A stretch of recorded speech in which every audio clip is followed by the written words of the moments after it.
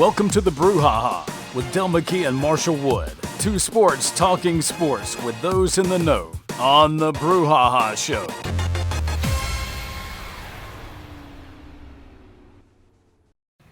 Good evening, everyone. Dale and I welcome you to tonight's show. How you been doing, Dale? Anything exciting going on with you these days, or it just business as usual? Not to say that ordinary is your business as usual. Now I've been watching these boring NFL playoffs. That's about it. Every game's a runaway. Well, you know, how about that? How about that Bills deal? The perfect game in the only perfect offensive game in NFL history. No punts, no field goals, no turnovers. Every possession was a touchdown, except the final possession. They took 3 knees to end the game. That's how about that? That was very unusual. Wasn't Yeah, it sure was. That's all right. Maybe we can get to some of that tonight in our final segment. Like you said, they are underway. And but before we get to that, tell us a little bit about who you got for us tonight, Dale. Well, we have a good friend of mine named Austin Bishop. Austin and I have we've been around about the same in years writing sports, and right now he's kind of I guess retirement maybe. I'm not sure what exactly he does, but he's got a newspaper in Kemper County. He's got a weekly newspaper.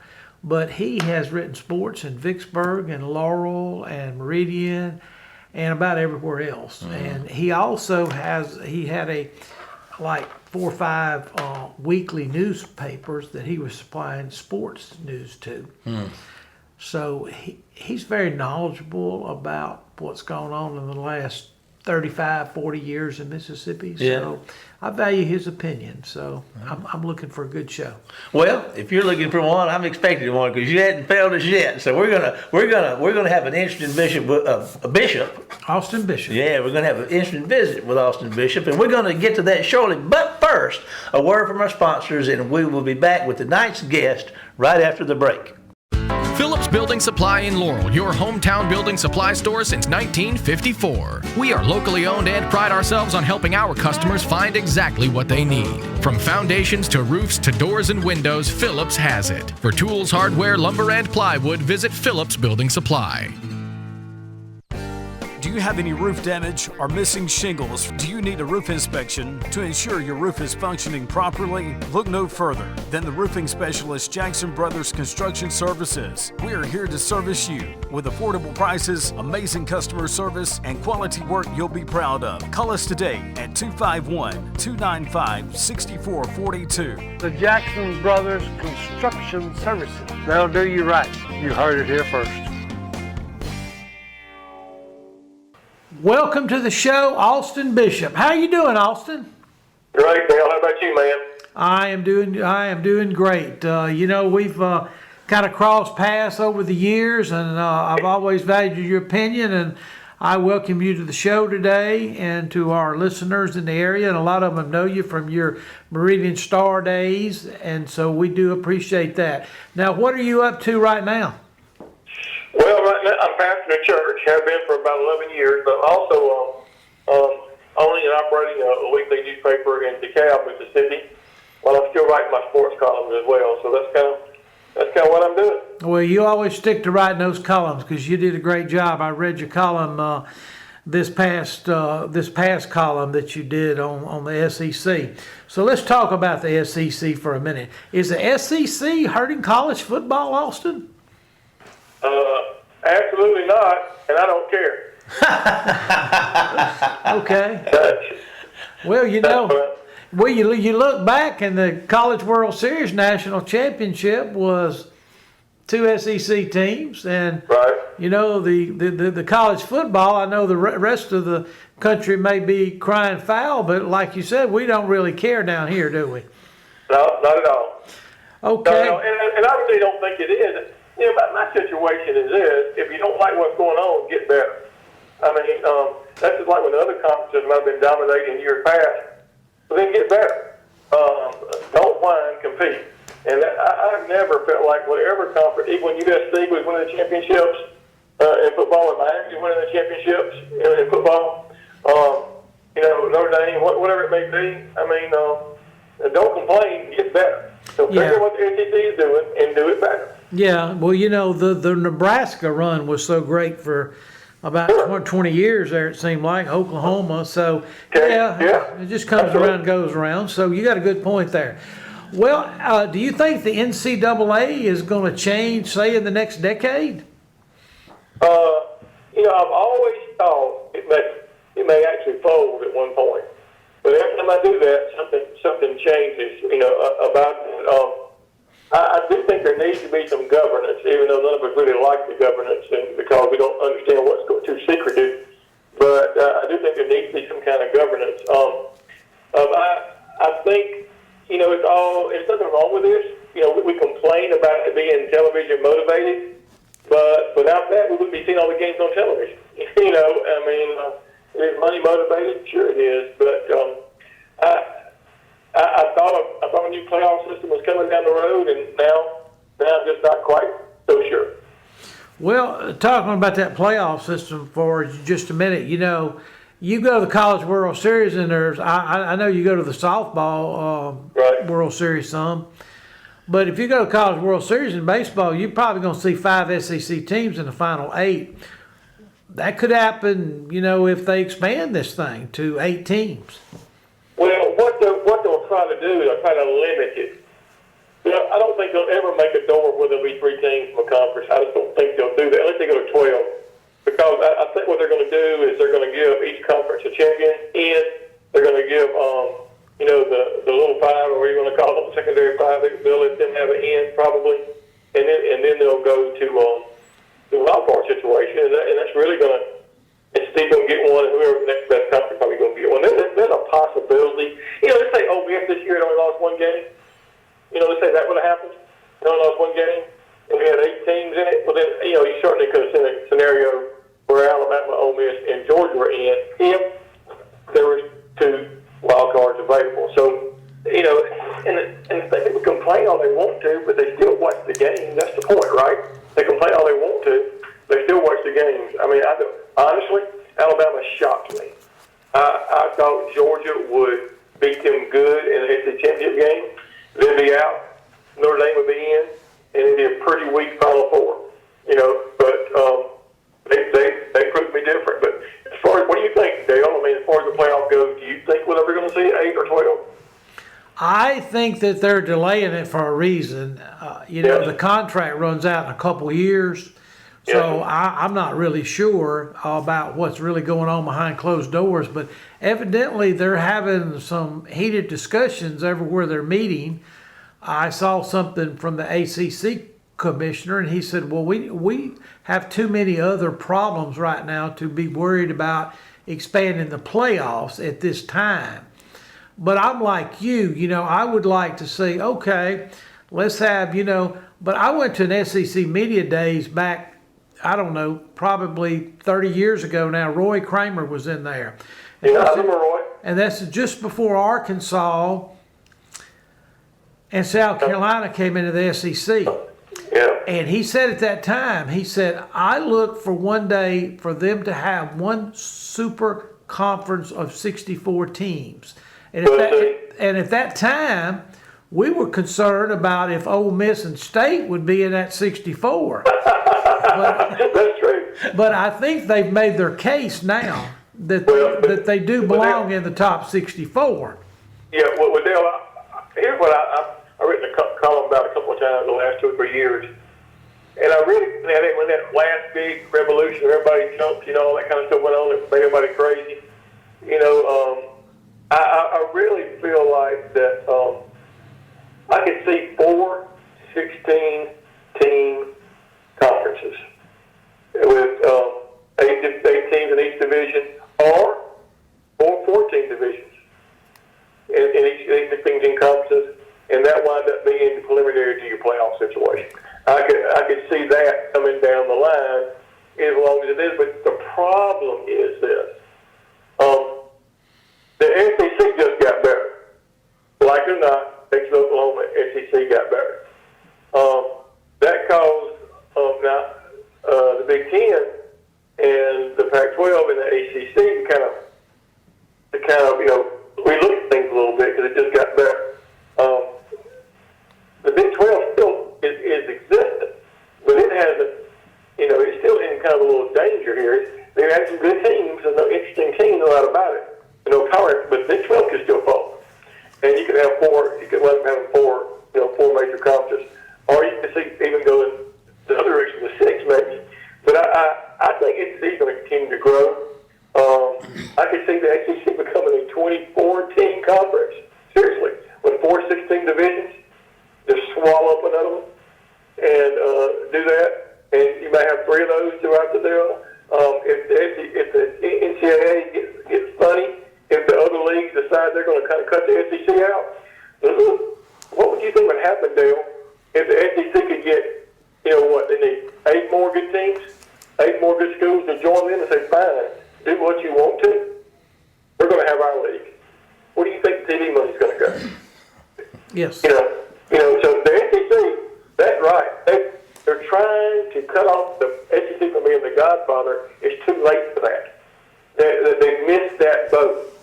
So they're going to have to figure it out. Now, what's interesting to me is I thought the ACC would kind of be against the SEC a little bit, which makes me suspicious that the ACC is a little concerned about the SEC rating them.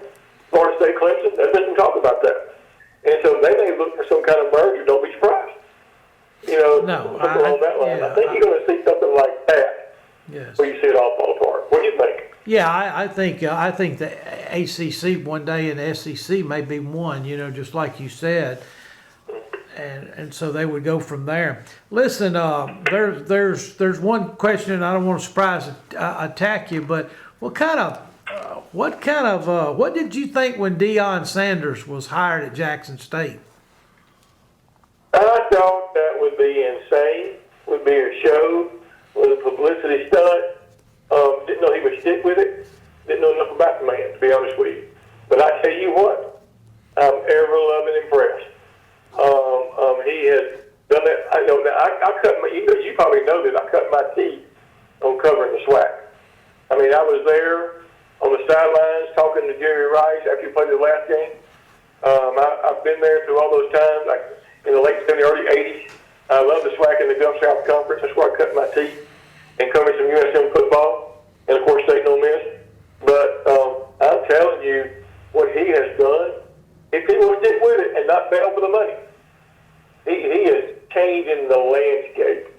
Because I don't know if you knew this or not, but the top player in Louisiana is looking at about 6 big schools, all over the country, and one of them is Grambling. So, other schools, the SWAC, if they're smart, is not going to be afraid of that. They're going to say, okay, big boys, let us see what we can do. And I think that was my thought. I thought it was going to be a farce last 1 or 2 years, and I've been proved wrong.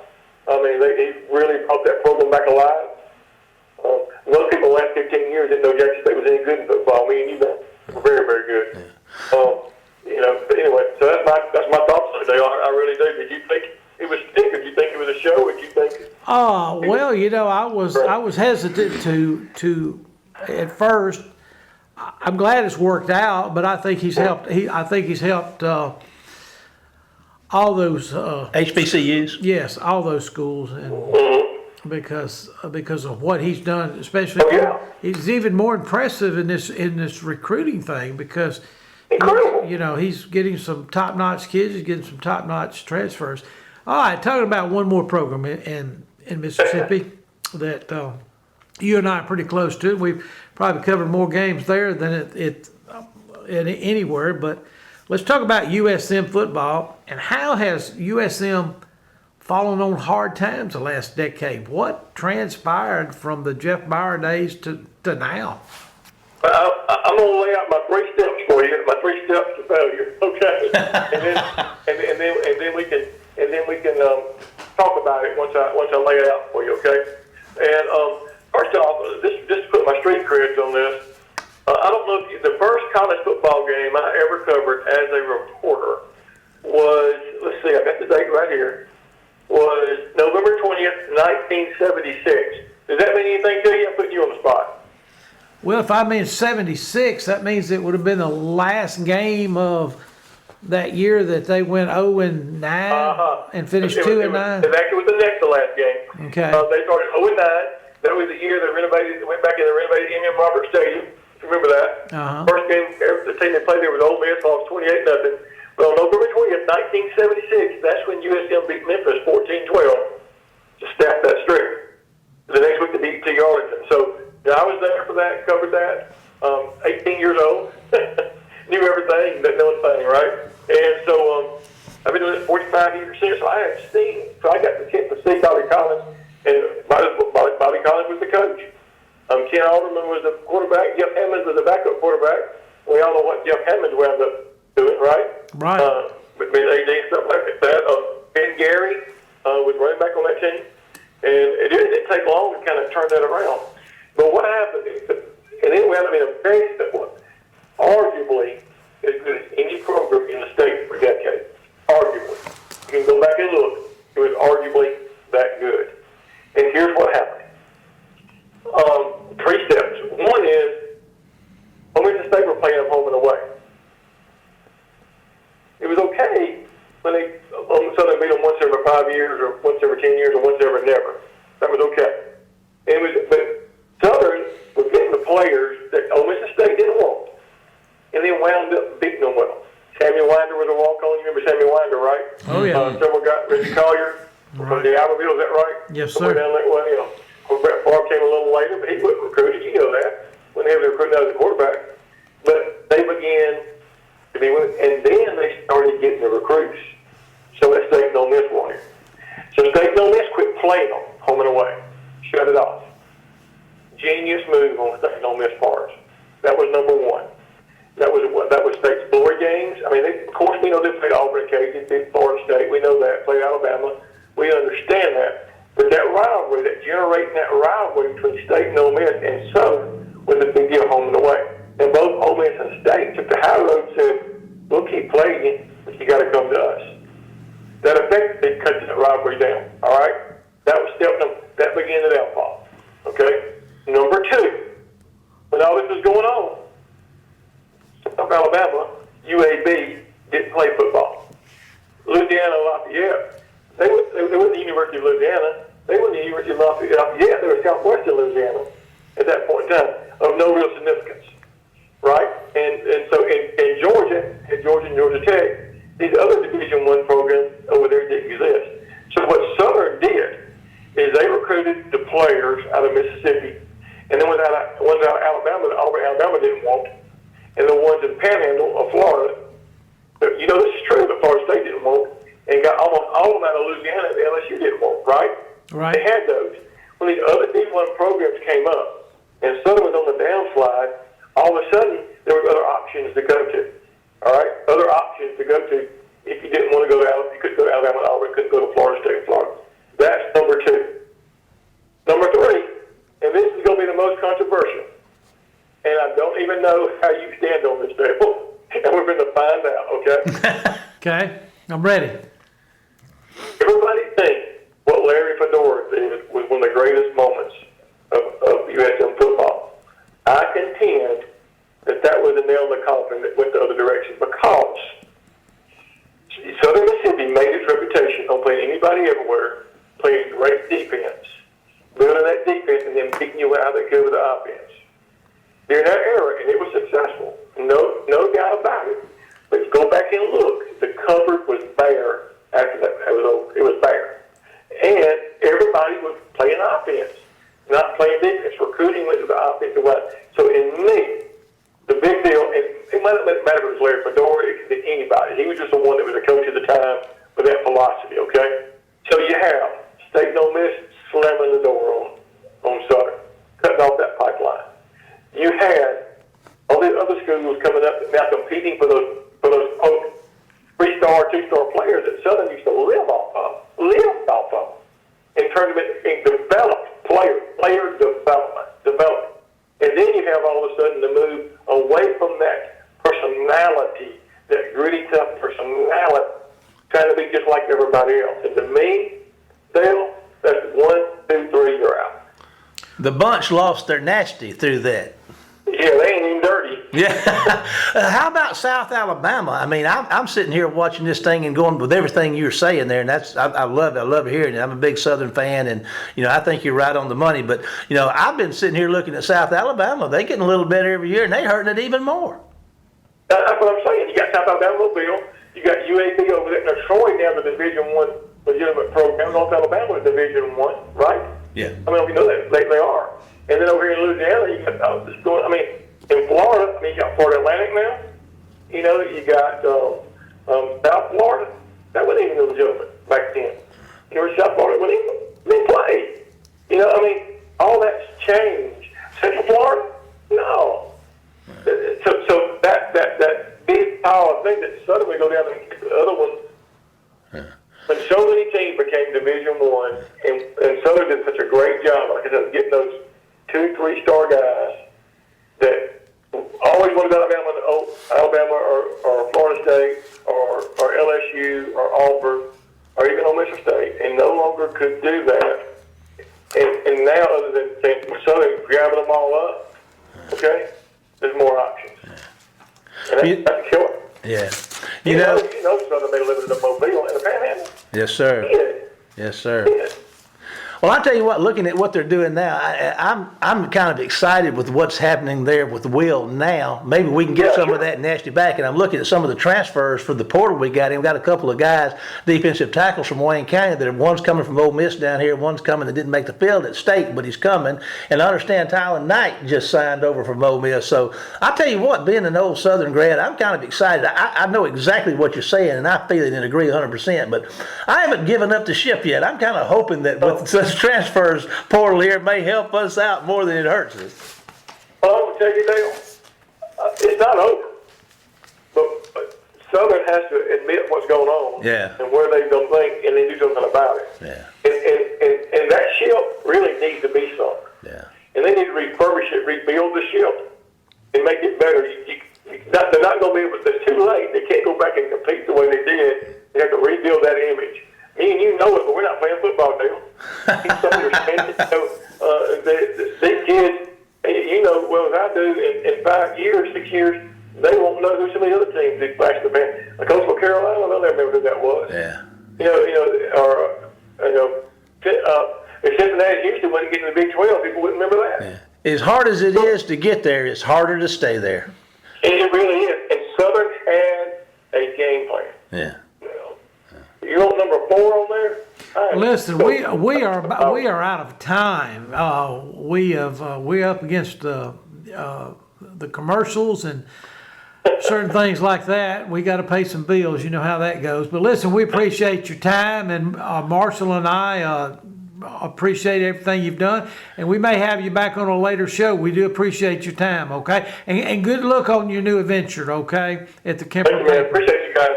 Okay. Thank you so much for being with us tonight, Austin. We appreciate it, and we appreciate you too, Dale, as always, bringing in folks in the know, and you've done it again. What a great interview. We're going to take a quick break to hear from some of our sponsors, and then we'll be back with tonight's final segment before Quick can get ready. See you right after the break.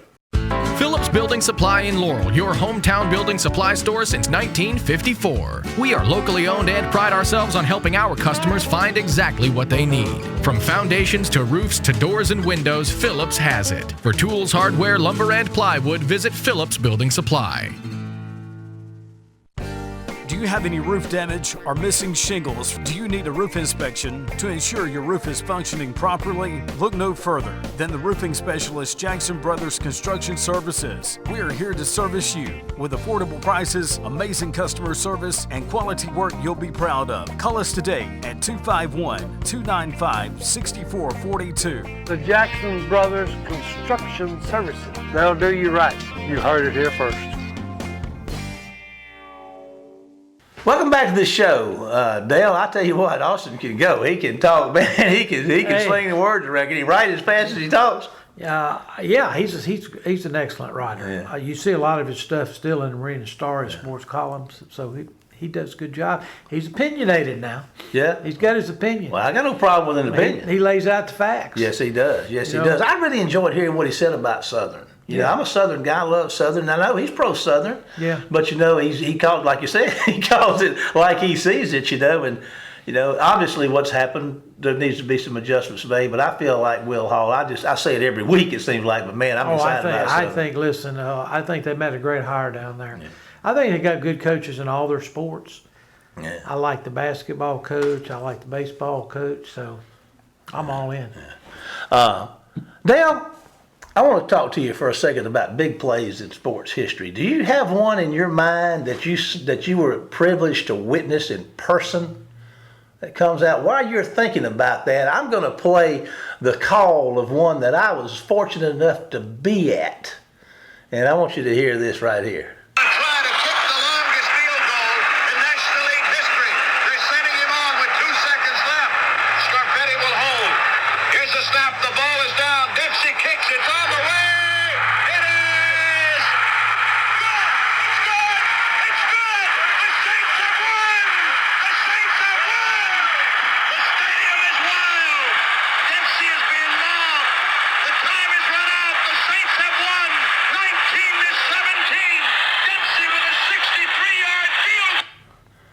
How about that, Dale?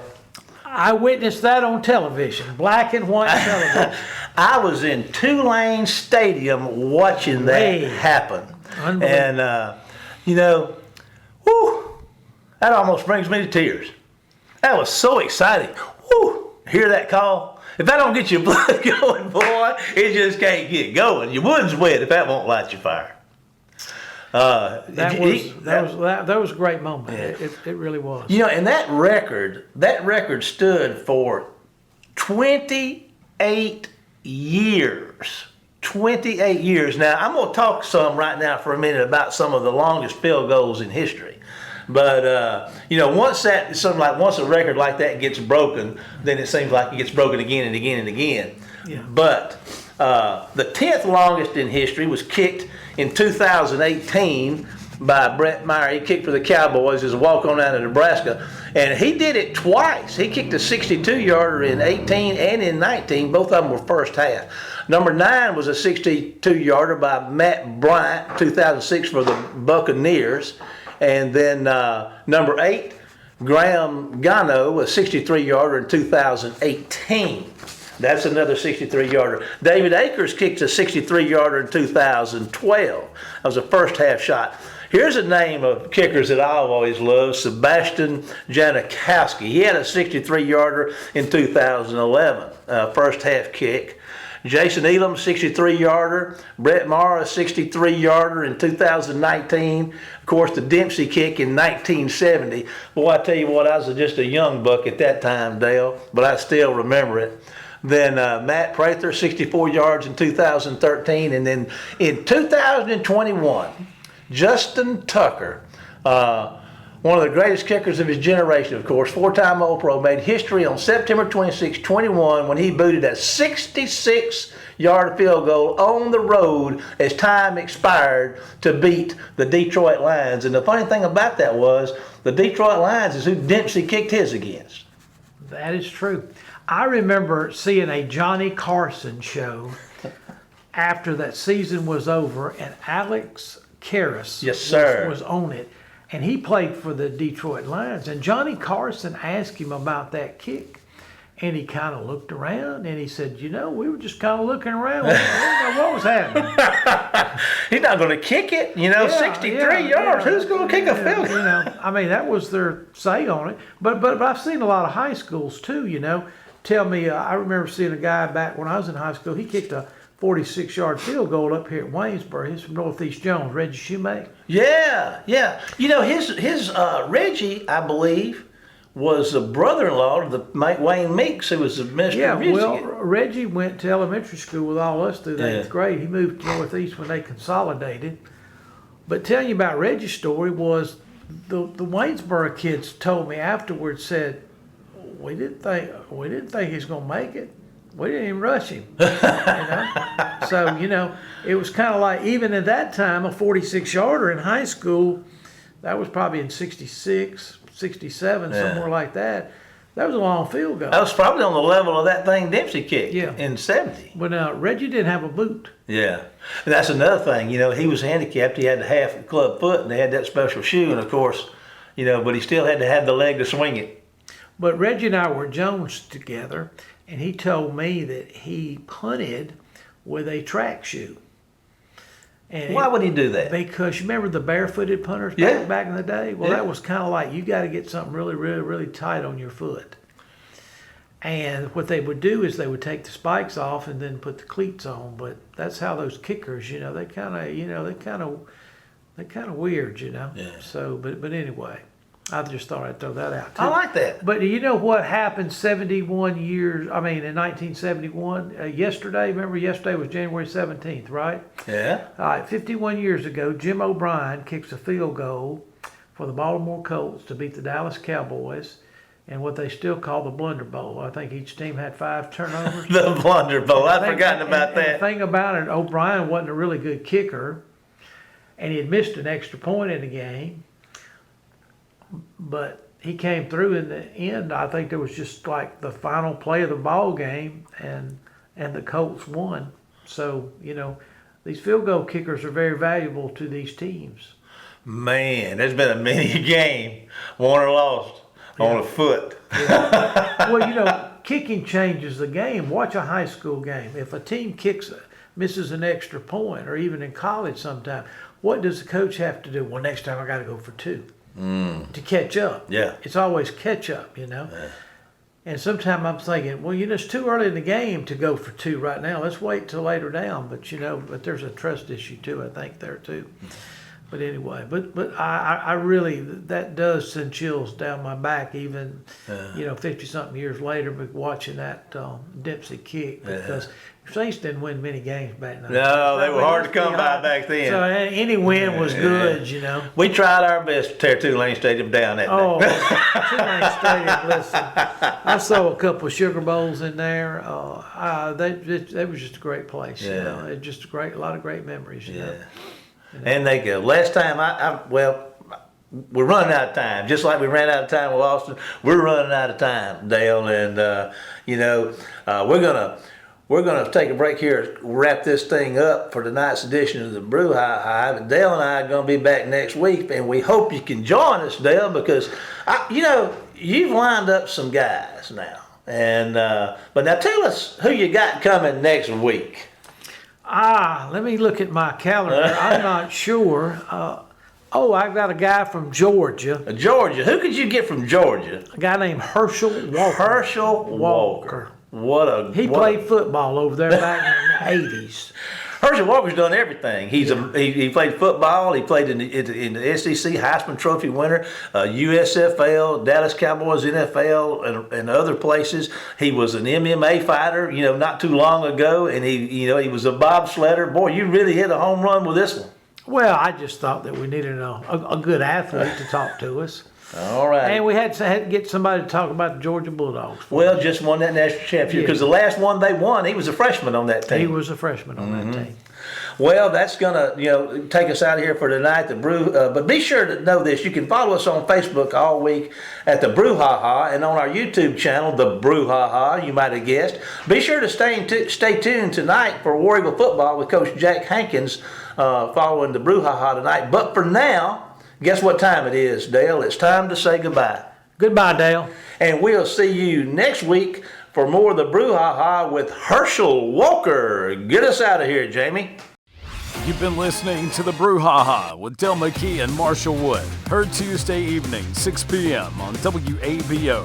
For more of the Brouhaha, follow us during the week on Facebook and WABO.